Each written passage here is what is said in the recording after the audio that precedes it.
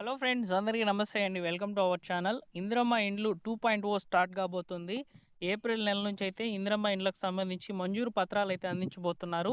రెండో విడతలో భాగంగా ఎవరికి ఛాన్సెస్ అనేటివి ఇస్తారు. అదేవిధంగా ఉగాది రోజున 15,000 డబుల్ బెడ్రూమ్ ఇండ్లనైతే ప్రభుత్వం అయితే లబ్ధిదారులకైతే అందించబోతుంది. అలానే ఇందిరమ్మ ఇండ్లకు సంబంధించి ఒక యాక్షన్ ప్లాన్ అనేది తీసుకొని ఉందన్నమాట. 99 రోజుల యాక్షన్ ప్లాన్ అనేది జరుపుతుంది ప్రభుత్వం ప్రెజెంట్. సో వీటికి సంబంధించిన అప్డేట్స్ ఎలా ఉన్నాయనేది కూడా ఈ వీడియోలో అయితే చెప్తాను. టోటల్‌గా ఇందిరమ్మ ఇండ్లకు సంబంధించినటువంటి పూర్తి వివరాలు ఈ వీడియోలో ఉంటాయి. సో వీడియోని పూర్తిగా చూడండి. ఇన్ఫర్మేషన్ నచ్చితే లైక్ చేయండి. ఇందిరమ్మ ఇండ్లకు సంబంధించి వచ్చేటువంటి సమాచారం మీరు తెలుసుకోవాలనుకుంటే మన ఛానల్ సబ్స్క్రైబ్ చేసుకోండి. ఇక లేట్ చేయకుండా డైరెక్ట్‌గా టాపిక్‌లోకి గనుక వచ్చినట్లయితే ఉగాదికి 15,000 డబుల్ బెడ్రూమ్ ఇండ్లనేటివి పంపిణీ చేయాలని, అదేవిధంగా 99 రోజుల హౌసింగ్ యాక్షన్ ప్లాన్ రెడీ చేయాలని చెప్పి అధికారులకు ఆదేశాలైతే జారీ చేశారండి మంత్రి గారు. సో అయితే ఇక్కడ ప్రెజెంట్ వచ్చేసి మార్చ్ సెకండ్ వీక్లో అయితే ఉన్నాము. ఈ మార్చ్ సెకండ్ వీక్లో వచ్చేసి లబ్ధిదారుల యొక్క గుర్తింపు, అంటే డబుల్ బెడ్రూమ్ హౌసెస్ సంబంధించి లబ్ధిదారుల యొక్క గుర్తింపు అనేది జరగబోతుందన్నమాట. సో రాష్ట్రంలో వచ్చే 3 నెలల పాటు ఇందిరమ్మ ఇండ్ల గృహ ప్రవేశాలు, డబుల్ బెడ్రూమ్ ఇండ్ల పంపిణీ పూర్తి చేయాలని ప్రభుత్వం లక్ష్యంగా పెట్టుకుంది.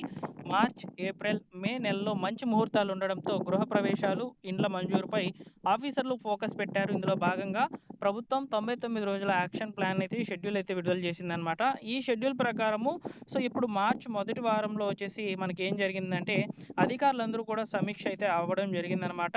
ఇక మార్చ్ రెండో వారంలో జిల్లాల్లో హౌసింగ్ అధికారులు డబుల్ బెడ్రూమ్ కాలనీలను విజిట్ చేస్తారు. ఇక మూడో వారంలో ఇందిరమ్మ ఇండ్ల సామూహిక గృహ ప్రవేశాలు అయితే ఉంటాయి. నాలుగో వారంలో మండల కేంద్రాల్లోని తహసీల్దార్ ఆఫీసులో నిర్మిస్తున్నటువంటి డెమో హౌసెస్ అనేవి పరిశీలిస్తారు.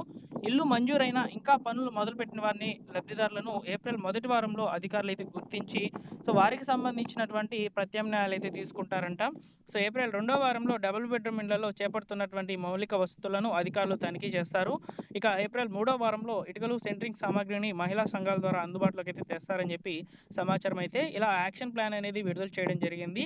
అయితే మనకు ఈ యొక్క ఉగాది నాటికి 15,000 డబుల్ బెడ్రూమ్ ఇండ్లను అయితే పంపిణీ చేయబోతుందన్నమాట ప్రభుత్వము.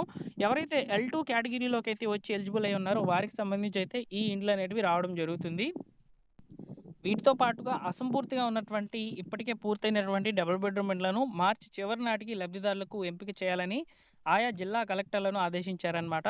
అసంపూర్తిగా ఉన్నటువంటి ఇండ్లకు లబ్ధిదారుల యొక్క గుర్తింపు అనేది జరిగి ఆ ఇండ్లను పూర్తి చేసుకోవడానికి అంతకు మించి ఖర్చు కనుక అయినట్లయితే ఆ మొత్తాన్ని పరిగణలోకి తీసుకొని నిధులను హౌసింగ్ కార్పొరేషన్ మంజూరు చేస్తుందని చెప్పి మంత్రి గారు అయితే చెప్పారు.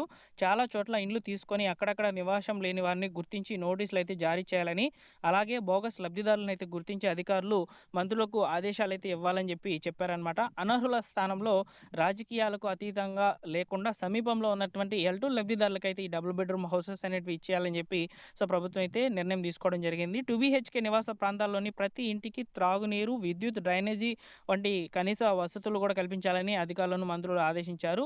ఇది ఇలా ఉండగా హైదరాబాద్, రంగారెడ్డి, సంగారెడ్డి, మేడ్చల్ జిల్లాల్లో ఇందిరమ్మ ఇండ్ల నిర్మాణాలకు సంబంధించి మంజూరు పత్రాలు అనేటివి అందించబోతున్నారు. దాదాపు 28,000 మంది అయితే ఉన్నారనమాట ఇక్కడ.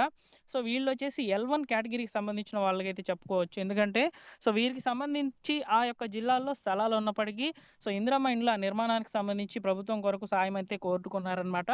వీళ్ళని L1 కేటగిరీలోకి అయితే తీసుకొచ్చింది గవర్నమెంట్. వారికి వచ్చేసి 28,000 మందికి అయితే ఈ నెల చివరిలోగా ఇందిరమ్మ ఇండ్లు మంజూరు పత్రాలు చేయాలని చెప్పని అధికారులను ఆదేశించినట్లయితే మంత్రి గారి నుంచి అప్డేట్స్ అయితే వస్తూ ఉన్నాయన్నమాట. ఇవి ఇలా ఉండగా మరొక ఇన్ఫర్మేషన్ అంటే ఆగిపోయిన ఇండ్లకు ఇందిరమ్మ ఇండ్ల స్కీమ్ అమలు చేస్తారని చెప్పి చెప్తున్నారు. ఇవి వచ్చేసి ఉమ్మడి రాష్ట్రంతో పాటు గత బీఆర్ఎస్ ప్రభుత్వంలోనూ ఇండ్ల నిర్మాణం ప్రారంభించి బేస్మెంట్ మాత్రమే కట్టి వదిలేసినటువంటి లబ్ధిదారులకు రాష్ట్ర ప్రభుత్వం గుడ్ న్యూస్ చెప్పింది.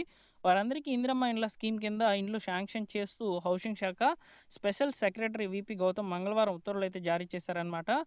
గత ఏడాది మార్చిలో ఇచ్చినటువంటి ఉత్తర్వులు సవరణలు అయితే చేసి ఇందిరమ్మ ఇండ్ల స్కీమ్లో ఉన్నట్లుగానే ఈ ఇండ్లకు కూడా 400 నుంచి 600 చదరపు అడుగుల విస్తీర్ణంలోనే నిర్మించుకునే విధంగా ఉత్తర్వులు అయితే స్పష్టం చేశారు.